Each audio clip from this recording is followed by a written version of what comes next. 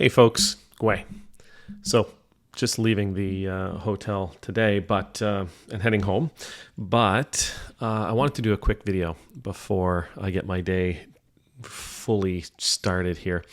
A couple of days ago, I did a video about Donald Trump talking in a church, and in that video, I made mention of some word that he used. So he didn't want to use that word because there was children there, but then he said the word a couple of times and grinned. Let's just say grinned as the congregation in that church. And it wasn't a church service per se, but it was opened with prayer by the head pastor of the church. And the congregation that was there chanted the word that Trump had said. Now, in the video that I did, I repeated the word. I said the word a few times. And I thought the reaction was really, really interesting. And I wanted to talk about that because the reaction from some, not many, but enough, was along the lines of, how could a minister say these kinds of words? How can you call yourself a reverend and say that kind of word? These comments, for the most part, were explicitly in defense of the former guy, the former president. They were about sort of knocking me down a peg to, I guess, maybe as a way of defending their chosen one. I don't know.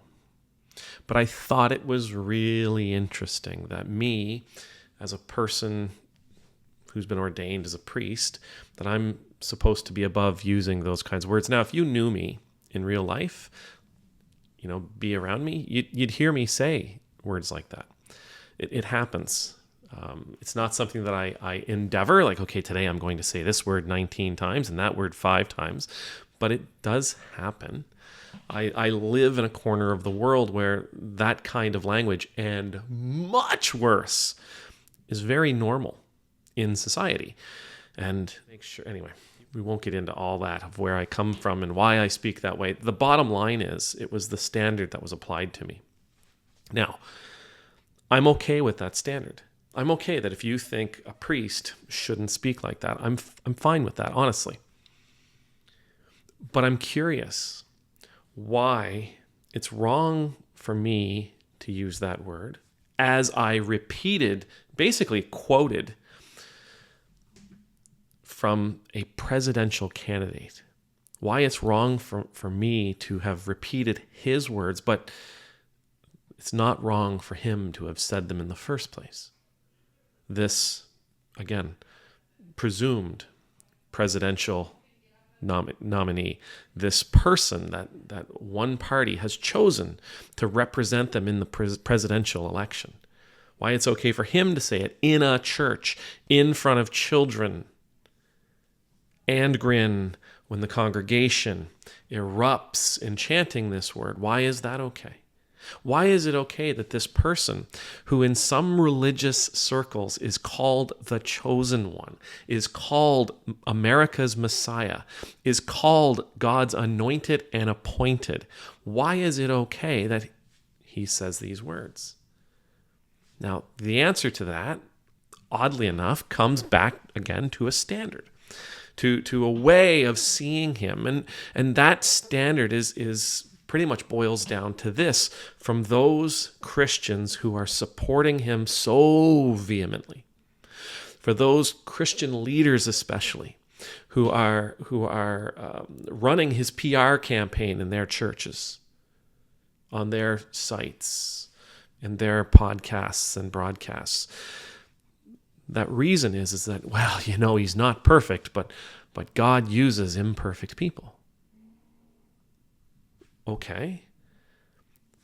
So when you say to me, Ed, you can't use that kind of language, but doesn't God use imperfect people? Again, it's another part of the standard that isn't being applied. It's being applied to one, but not all. With that being said, and we hear this, we hear guys like Greg Locke was quoted in part of a sermon one day saying, you can't be a Christian and vote Democrat. Democrats are demons. Wait a second. Doesn't God use imperfect people? Can't be a Christian and vote for Biden. Well, wait a second. Doesn't God use imperfect people? What about Bernie? Doesn't God use imperfect people? Isn't that how this whole thing is supposed to work? That's the standard that you're setting for one person. Doesn't that standard exist for all? Another great example to me would be somebody like Pete Buttigieg, Secretary of Transportation, I believe. Right? He's on the news all the time. He's continuously offering his opinions. They bring him on Fox. They bring him on CNN. They bring him everywhere. They're asking him about what he thinks about this and that. Incredibly smart guy. Gay man in a gay marriage with children. And what you'll hear is, well, that guy, he's a sinner. He's this, he's that, he's the other thing. Wait a second. Oh, doesn't God use imperfect people? Doesn't that apply here? So for those out there who might hold that excuse up for Trump, doesn't that excuse apply to everyone? Shouldn't that excuse apply to everyone? Regardless of who they are, regardless of what they believe, regardless of the kind of relationship they're in, regardless of the word they may repeat, they may quote. Shouldn't that same standard apply? How we rationalize our support of people, it matters. And the reasons we give matter. And the excuses we make for their words and their behaviors matters. In Ephesians chapter 6, there's a part in it where it says, God doesn't have favorites. God shows no favoritism. And neither should we. The standards, the rationales, the reasons, the excuses, all that stuff that we use to justify this and that. Well, what's good for the goose is good for the gander. And if it isn't, then our hypocrisy shows. And hypocrisy, a vibrant and active hypocrisy,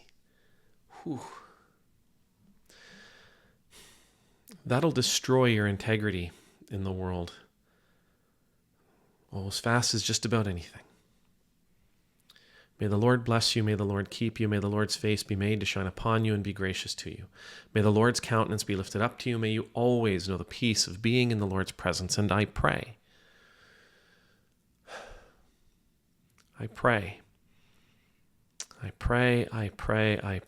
that we would see our hypocrisies, that we would recognize, be aware of, search for, and recognize those rationales and those reasons and those excuses that we use to justify the behaviors of people we love, and be willing to use them against the people we find it real difficult to love. Amen. Nemultus.